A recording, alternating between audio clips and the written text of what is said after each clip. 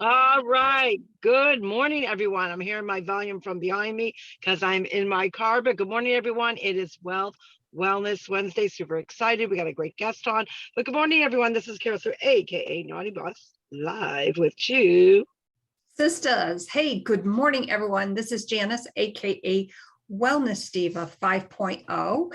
And we have the amazing opportunity to chat with Ms. Jill Bucaro today. Jill is an integrative health practitioner, and I can't wait to get in today's discussion. There's so many things we want to cover, but we think today we're going to talk about our children and health. So first of all, Jill, welcome to the TwoSistas podcast family. Thank you so much. I'm super excited to be here. Wonderful. So as we were chatting, you, I know, are in the process of doing a TEDx talk, which I think is amazing. And you're going to be chatting about children's health. So let's kind of dive in with that topic. Sure. So it all kind of started with my own journey, as most of the health journeys start with. And I had a son who, between like 2 and 4 was just an awful eater. I mean, he was just a terrible eater. And everything in me wanted to just kind of like walk away from the table. I remember at one point I looked at my husband, I'm like, do we really have to eat every day? Like, I just couldn't do it anymore. But he had this failure to thrive looming diagnosis. Like, we weren't there yet, but it was looming. So I needed to stay at the table and make sure that he got food in his body. So that's kind of how it all started. And what I realized is that, we think as parents or grandparents or teachers or counselors that the battle that we're fighting at the tables with our kids. But I really started to realize it's not, it's with adults. We're kind of setting the stage for how our kids eat. And one of the icebreakers here was, I found myself saying, if you eat the broccoli, then you can have dessert.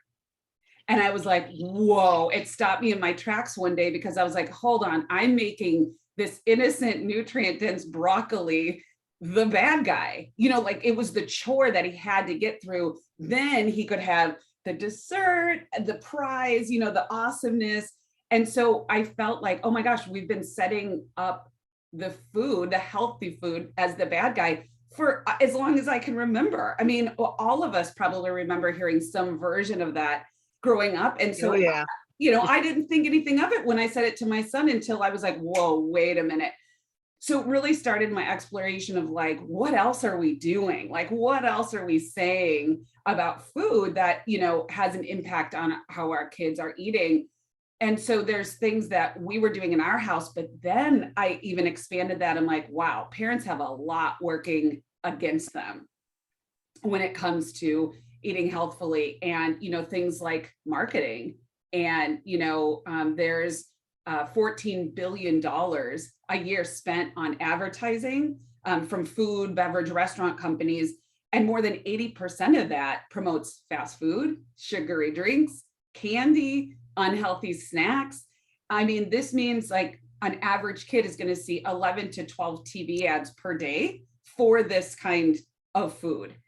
And, it's been shown that when they see ads for that kind of food, they tend to choose that kind of food.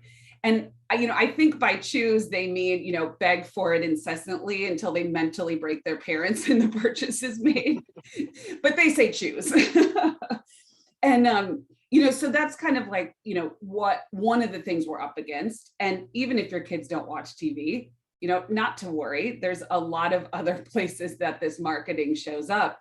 The internet, sports sponsorships, kids' clothing, toys, parks, playgrounds, the packaging, all the cartoon characters on cereal boxes, cookies, popsicles, fruit punch, and it's all at their eye level.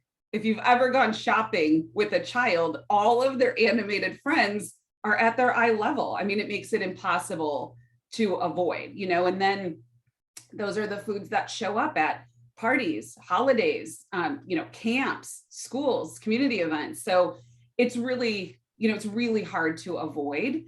So parents are really up against some things, some big things when it comes to trying to, feed their kids healthy food. And one of the I think most sinister places and hidden places is school.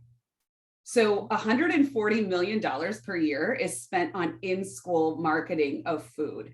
And these show up in things like signs, posters, fundraisers, on buses, on uniforms, sponsorships, scholarships, all this kind of stuff. So you can avoid TV and maybe you can avoid the internet, but it's hard to avoid school for most parents. And to know that that kind of money is going into advertising, lots of schools have partnerships with fast food companies, big food companies. And this is also where you're not with them, right? Like they're there to make choices without you. So, it's a thing that we're up against.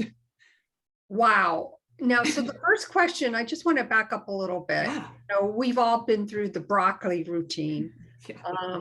And I'm sure I'm guilty as a mother of doing that myself. But you had mentioned your son having a looming diagnosis. Mm-hmm. So if you can explain a little bit about that, because I think it would really benefit the parents out there that are struggling with getting their children to sit down and eat. Yeah. So great question. So once I kind of realized like how we were talking about it, what was kind of going on in the world, I kind of adopted these 3 steps to slowly get him to where we kind of wanted to be. Because I think that's one of the, errors we make, or one of the misconceptions is like, okay, we got to turn this around, like tomorrow, we're all going to be the family of, sprout salads. So what I started doing is just taking small steps. And so I was identifying the foods that he liked, identifying the foods that he didn't like, and trying to just find patterns. So that was kind of the first step. Like, was there some reason he was refusing, this particular food and not this particular food? So I was just kind of trying to make connections, and tracking can be really helpful in this. Like when it was all in my head, I really just couldn't figure out, like, it seemed like there was no rhyme or reason. When I started writing it down, I could start making connections. Oh, it was a texture thing. Oh, it was a, tangy thing. Oh, it was a, you can start to kind of identify the patterns of what they're, refusing and what they're enjoying. So that was part of it.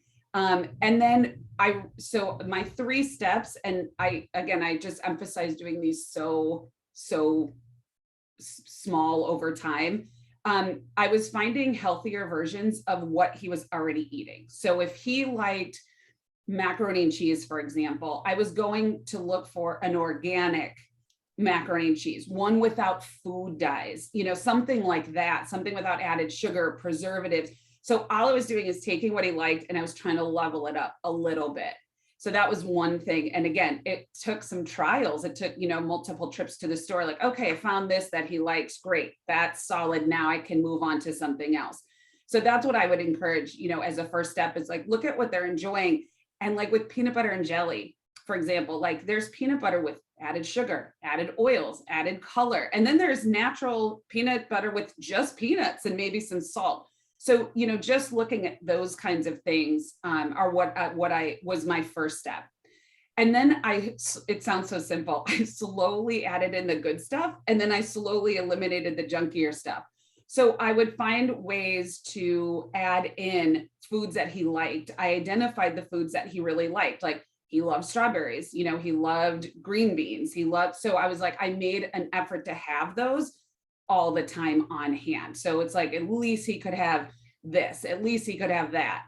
And then slowly eliminating the junkier stuff. I was just taking a look at like, okay, I'm going to, avoid things with artificial colors.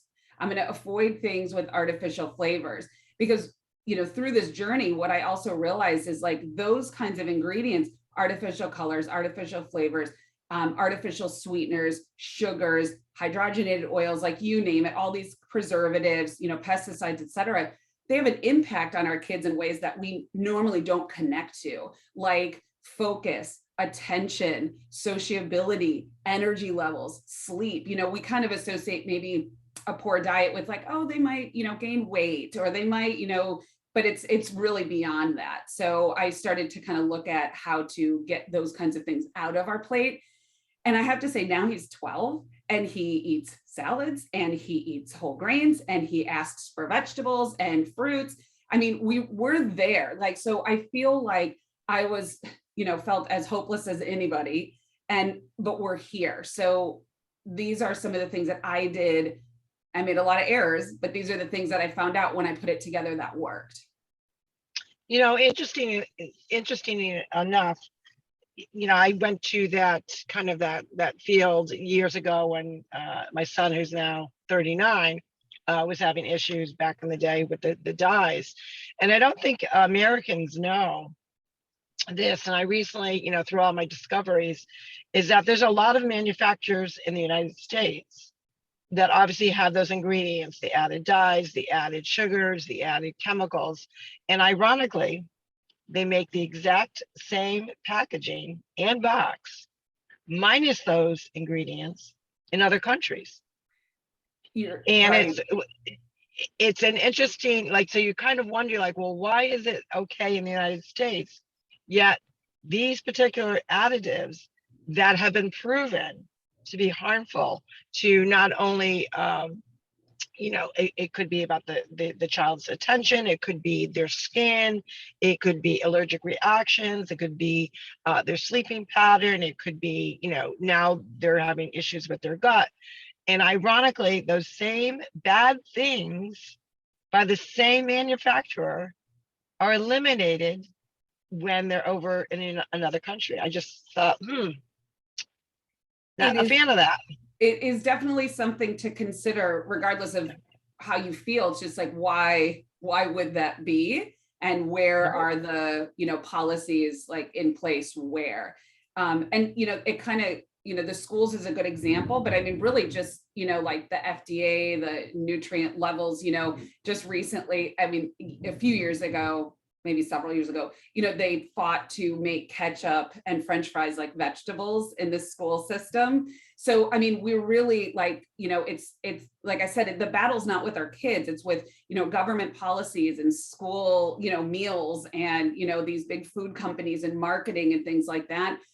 So I totally agree with you. And I think you're right. Most people don't know that, they don't. Literally a different product made in Europe, without the dyes, because they have stricter rules there. So I think, and I'm going to also let anyone know out there, any of our audience or viewers, I actually have the copies of the box with the ingredients, with the different countries. And I kind of stumbled across that years ago, but it's more prevalent now more than ever.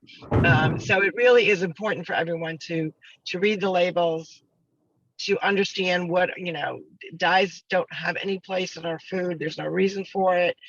You can get natural coloring just by adding different fruits to make it natural coloring.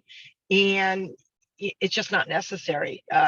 Children don't need bright color things to eat them.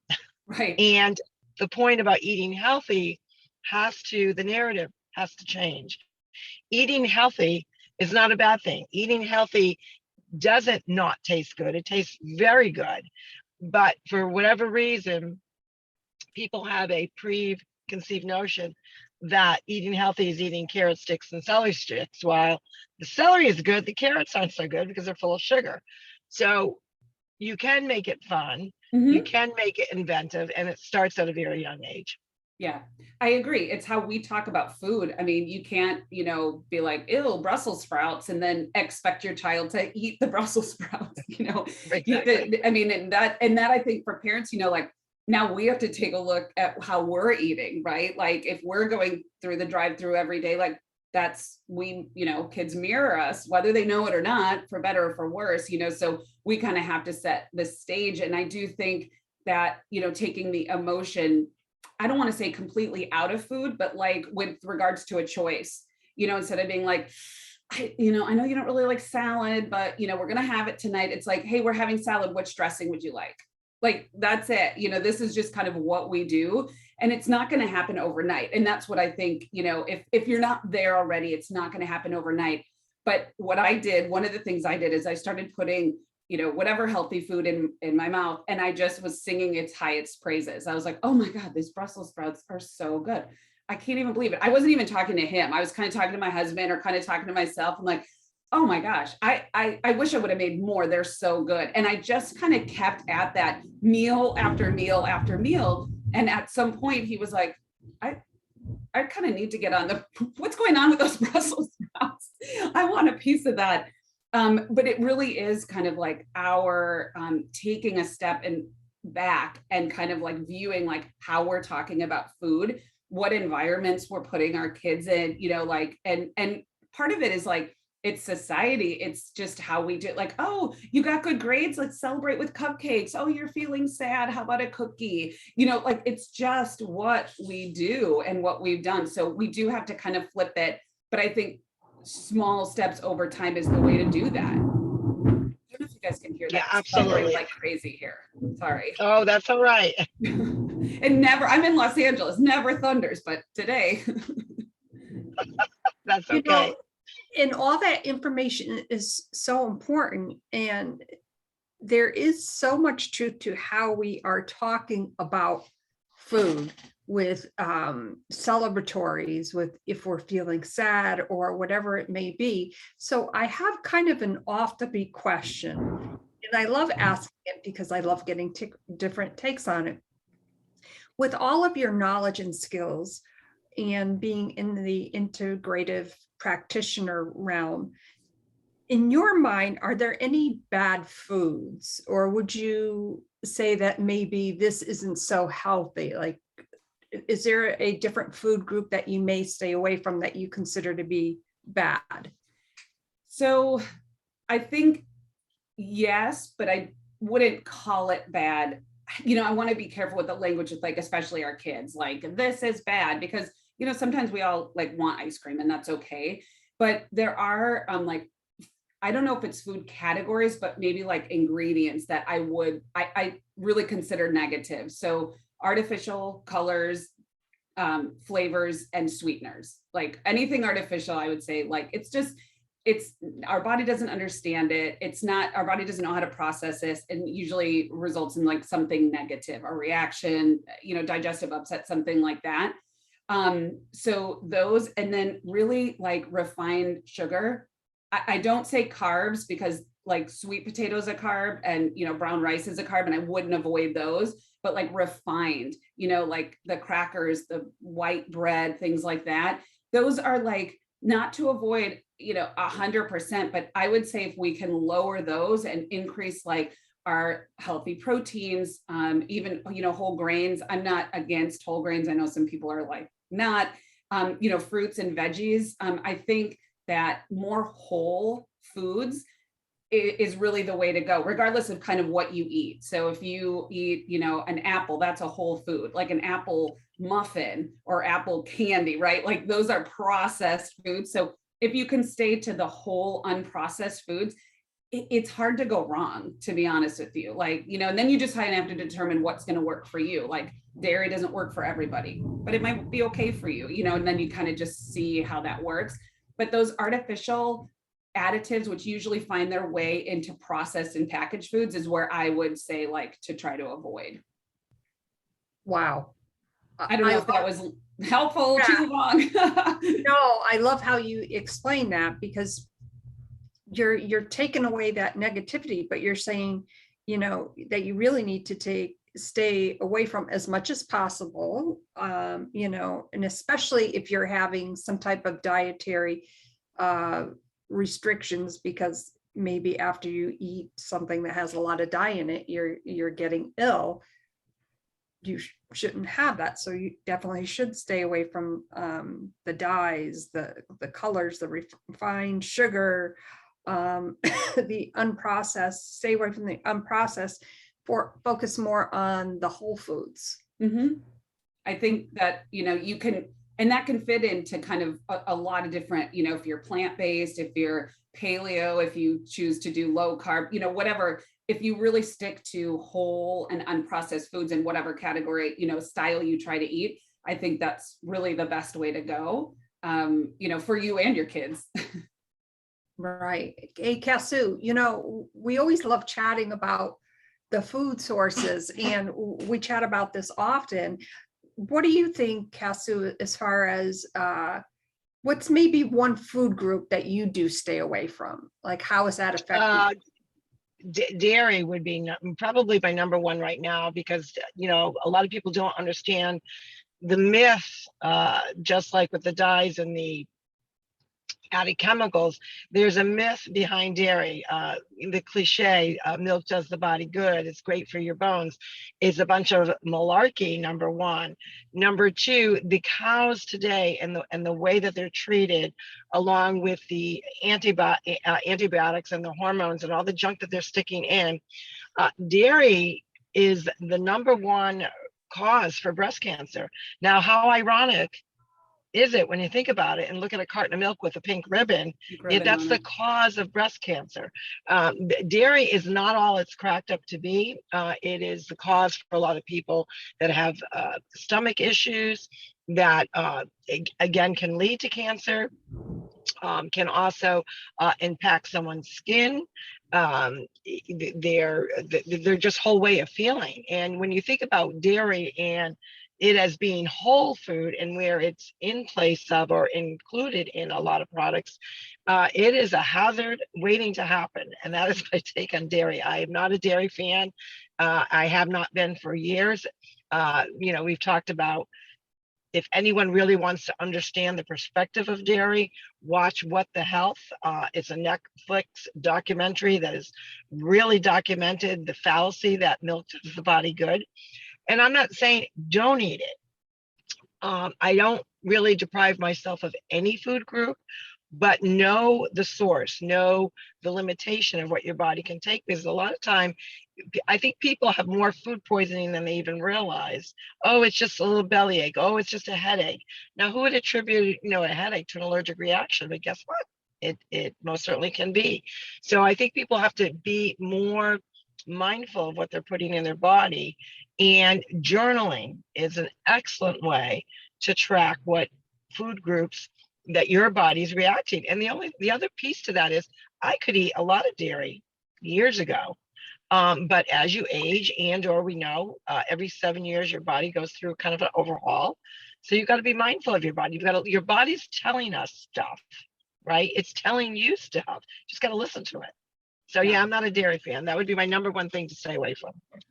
Well, I think 75% of the world and 50% of the US is lactose intolerant. So, I mean, out of the three of us on this call, there's a good chance one of us or two of us is lactose intolerant. So, and you're right in that journaling, because if you eat something and it upsets your stomach right away, we can make that connection pretty easily. But if it affects your sleep or your mood or how you wake up in the morning or a headache or your joint pain, like, we don't connect that normally to food. So a journal can help you, because sometimes those effects are 12 to 24 hours later. And you wouldn't be like, oh, I woke up groggy. It was probably something I had for lunch yesterday. We don't do that. So the journaling totally helps you make those connections.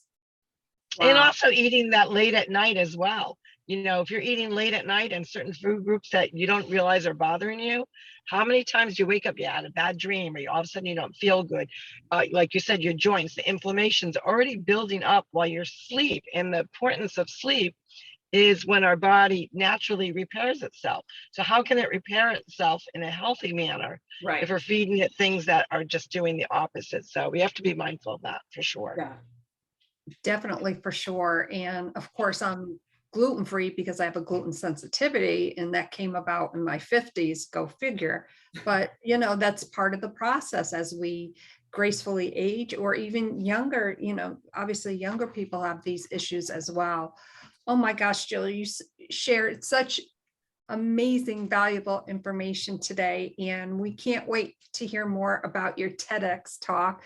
Please let us know when all that is, kind of taking place. Hope you definitely will consider coming on a bit again, because we need to chat a little bit further here. Yes, I could talk for days. So absolutely happy to come back.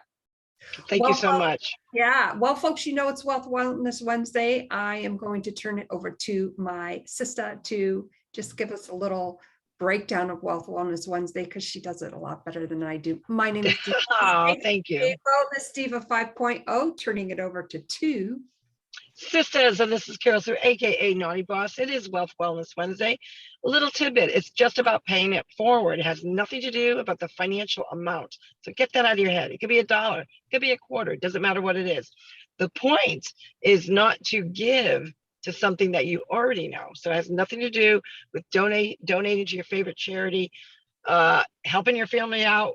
It has nothing to do with that, your friend, your family, your foe, your neighbor.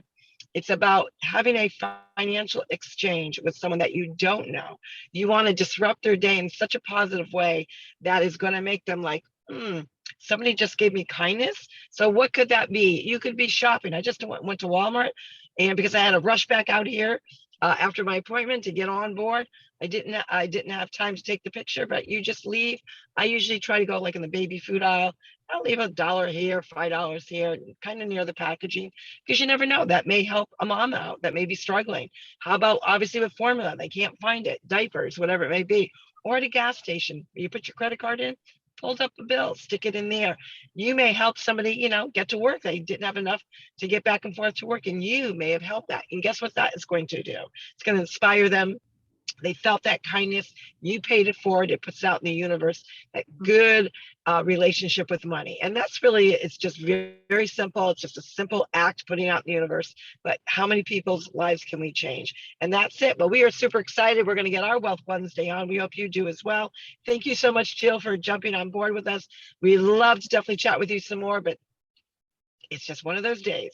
We will definitely have you back on. So everyone, we will see you tomorrow for Trending Thursday. Take care, everyone. Have a great day. Bye, everyone. Thank you.